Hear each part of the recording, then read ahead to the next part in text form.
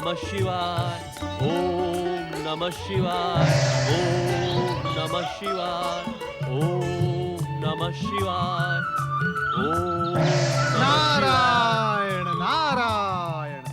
देवर्षि नारद, आप यहाँ हमारे आश्रम में, हमारा जीवन धन्य हो गया। परम शिव भक्त ऋषि मृकंडु, आपकी तपस्या से, अखंड तपस्या से प्रसन्न होकर जगत की महाशक्तियां भगवान भोलेनाथ और माता पार्वती की अत्यंत कृपा आपके इस आश्रम पर छाई हुई है। मैं तो उनका अनुचर मात्र हूं। उन महाशक्तियों का अनुचर होना भी सौभाग्य की बात है देवर्षि नारद। वैसे आपकी उपस्थिति तो सदैव कल्याण और प्रसन्नता का संकेत मानी जाती है। ऋषिवर, जीवन में प्रत्येक क्षण सदैव एक सा नहीं होता। प्रसन्नता से दैदीप्य रहने वाले आपके श्रीमुख पर छाई गंभीरता आज कुछ अन्य संकेत कर रही है देवर्षि नारद। हाँ ऋषिवर, मैं इस समय आपको परमपिता ब्रह्मा जी का अत्यंत महत्वपूर्ण संदेश सुनाने के लिए यहाँ उपस्थित हुआ हूँ। परमपिता ब्रह्मा जी का महत्वपूर्ण संदेश मेरे जैसे तुच्छ प्राणी के लिए? अहो भाग्य, आप हमारे आश्रम में पधार कर इसे पवित्र करें, आतिथ्य ग्रहण करें और हमारे सौभाग्य में श्री वृद्धि करें। नहीं ऋषिवर, परमपिता ब्रह्मा जी की ये आज्ञा है कि इस संदेश की बात देवी सुतपा को ज्ञात न हो। ऐसा कौन सा संदेश है परमपिता का जिसे पति सुन सकता है किंतु पत्नी नहीं? ऋषिवर, मैं जो संदेश आपको सुनाने जा रहा हूं उसे आपको अपने हृदय पर पत्थर रखकर सुनना होगा। देवर्षि ऋषिवर, आप तो ज्ञान के सागर हैं और ये आप भली भांति समझते हैं कि इस मृत्यु लोक में समय के काल चक्र के साथ साथ जीवन और मृत्यु एक निश्चित क्रम है, अटल सत्य है। क्या यही संदेश दिया है ब्रह्मदेव ने? ऋषिवर, कृपया आप अधीर न हो। परमपिता ब्रह्मा जी का संदेश सुनने के पश्चात आपको सर्वाधिक धैर्य की आवश्यकता आ पड़ेगी। देवर्षि, आप निसंकोच होकर कहें। ऋषिवर, इस मृत्यु लोक के जीवन में सर्वाधिक जटिल गृहस्थाश्रम को माना गया है, क्योंकि इसी में प्राणी नित्य नई समस्याओं में, परीक्षाओं में उलझता जाता है। देवर्षि, आप भूमिका न बनाएं, ब्रह्मदेव का संदेश स्पष्ट कहें। स्पष्ट इतना कठोर है ऋषिवर कि उसे कह पाने के लिए स्वयं मैं शब्द नहीं जुटा पा रहा हूं। कठोर से कठोर संदेश सुनने के लिए मैं प्रस्तुत हूं। कहे देवर्षि, आपको मेरी सौगंध है। ऋषिवर, देवी सुतपा के गर्भ से जन्म लेने वाला बालक मात्र 5 वर्ष और 6 दिन की अल्पायु लेकर ही जन्म लेगा।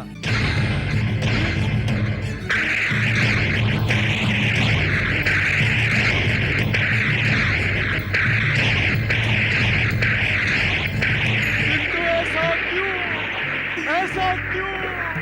हमने ऐसा कौन सा पाप किया है जो हमें अल्पायु पुत्र प्राप्त होगा? ये विधाता का मेरे साथ अन्याय है। अन्याय, अन्याय, अन्याय। ऋषिवर, आप ज्ञानी हैं और परम शिव भक्त हैं। भला विधाता को दोष दे के क्या लाभ? संकट की इस घड़ी में आप अपने आराध्य भगवान भोलेनाथ की आराधना करें। वे अवश्य आपको इस आघात को सहन करने की शक्ति प्रदान करेंगे। क्षमा करें देवर्षि, मुझे ये ब्रह्मलीला कुछ समझ में नहीं आई। ये आघातपूर्ण संदेश मुझ तक पहुंचाने का क्या लाभ मिलेगा ब्रह्मदेव को? इस संदेश से पुत्र जन्म का सारा उत्साह समाप्त हो गया, समाप्त हो गया। लगता है सुतपा के भाग्य में दुख के अतिरिक्त कुछ भी नहीं है। वो इस वज्रघात को कैसे सह पाएगी? कैसे सह पाएगी? ऋषिवर इस बात का स्मरण रहे कि इस संदेश का ज्ञान देवी सुतपा को किसी भी मूल्य पर नहीं होना चाहिए, अन्यथा गर्भस्थ शिशु पर विपरीत प्रभाव पड़ सकता है। आपने मेरे पहले प्रश्न का उत्तर नहीं दिया। ऐसा आघातपूर्ण संदेश देने के पीछे ब्रह्मदेव का क्या उद्देश्य है? ऋषिवर, आप स्वयं कहा करते हैं कि प्रश्न के मध्य ही उत्तर छिपा रहता है। परमपिता ब्रह्मा जी के संदेश में छिपा गूढ़तम संकेत संभवतः आपको अपने प्रश्न में मिल जाए, आपका कल्याण हो।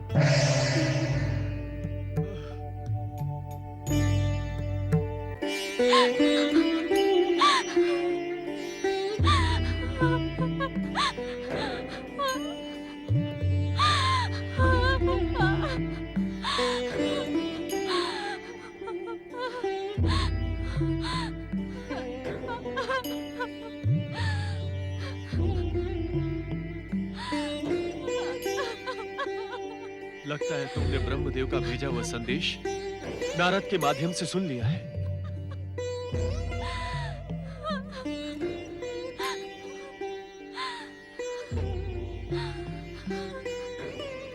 नहीं सुमुखी, नहीं। ये समय रोकर व्यर्थ व्यतीत करने का नहीं है, अपितु रो नहीं तो और क्या करूं स्वामी? संभवतः विधाता मेरे भाग्य में हंसना लिखना ही भूल गया। माता पार्वती की पूजा से मुझे पुत्र प्राप्ति का आशीर्वाद मिला। आपने भी लंबे समय तक शिव आराधना कर उन्हें प्रसन्न किया। क्या प्रसन्नता का परिणाम ये अल्पायु पुत्र है? क्या पूजा, प्रार्थना, आराधना एवं तपस्या का यही प्रतिफल मिलता है? उत्तर दे स्वामी। ये प्रश्न आपसे आपकी पत्नी सुतपा नहीं, अपितु जन्म लेने वाले बालक की मां पूछ रही है। उत्तर दे स्वामी। यदि अब भी आपने उत्तर नहीं दिया, तो भविष्य में कोई मां, कोई पिता पुत्र प्राप्ति के लिए प्रार्थना नहीं करेगा। अपितु विधाता के इस घोर अन्याय पर उंगली उठाकर प्रश्न पूछेगा, नियंता पर आरोप लगाएगा। सुतपा, नियंता के नियमों से हम सब बंधे हैं, किंतु प्रश्न उठाने से अथवा नियंता पर आरोप लगाकर दुर्भाग्य के सिवा हमें कुछ नहीं मिलेगा। मुझे अपने पुत्र की आयु के समक्ष किसी भी दुर्भाग्य का भय नहीं है स्वामी, और जिसका दुर्भाग्य होगा वो दुर्भाग्य से भय करेगा। मेरे जीवन में तो नियंता सौभाग्य लिखना ही भूल गया। इतनी अधीर न हो सुतपा, हमें भविष्य में आने वाली विपदा को दृढ़ता पूर्वक स्वीकार करना है।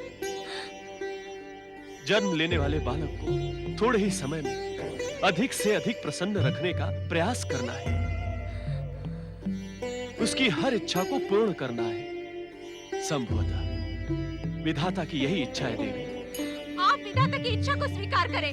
मैं उनके विरुद्ध संघर्ष का शंखनाद करने जा रही हूँ। मैं अपने पुत्र को कदापि अल्पायु नहीं रहने दूंगी। सुतपा, शिव आज्ञा के बाद मुझे तुम पर और तुम्हारी एकनिष्ठ भक्ति पर गर्व हुआ था।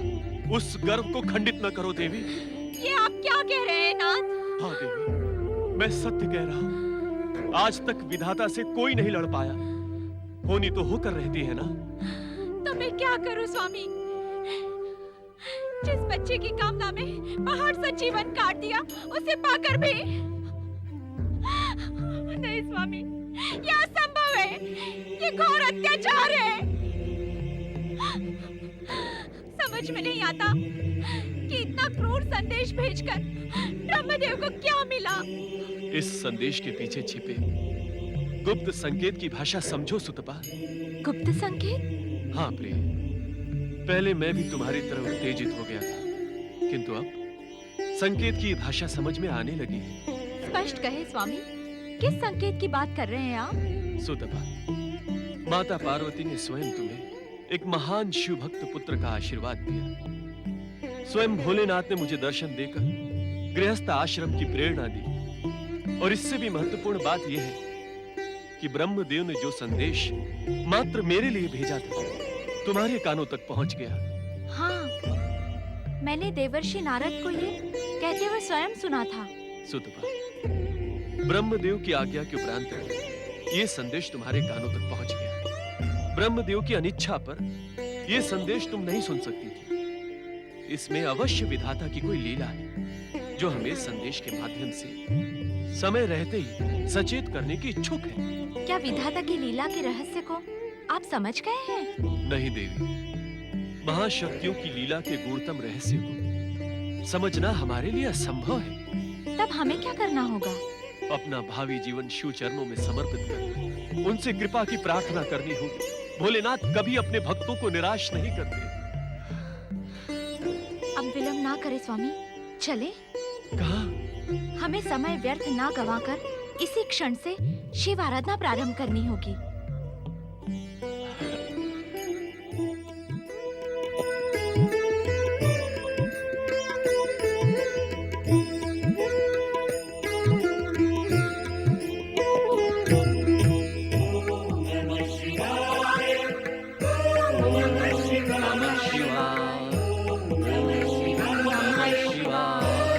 शिव आराधना का अर्थ है सत्य के मार्ग पर शिव की प्रेरणा से सुंदरता की प्राप्ति, क्योंकि सत्यम शिवम सुंदरम शिव का ही तो स्वरूप है। ये मुझसे अधिक कौन जान सकता है, क्योंकि मैं तो ओंकार हूं, शिव की वाणी मैं ही तो हूं। अपने आप को शिव इच्छा के अधीन करके निश्चित समय पर मृकंडु दंपति ने पुत्र रत्न प्राप्त किया। मृकंडु के इस पुत्र का नाम मार्कंडेय होना स्वाभाविक ही था। बाल लीलाओं में प्रसन्नता और आनंद के 5 वर्ष कैसे व्यतीत हो गए, कुछ पता ही नहीं चला। अब मार्कंडेय के जीवन के केवल 6 दिन शेष थे। क्या मार्कंडेय केवल 6 दिन ही जीवित रहेगा? क्या उसकी जीवन की डोर टूट जाएगी? क्या उसका अल्पायु रहस्य केवल रहस्य ही रह जाएगा? इसका उत्तर तो केवल सर्वेश्वर महेश्वर शिव शंकर को ही ज्ञात है।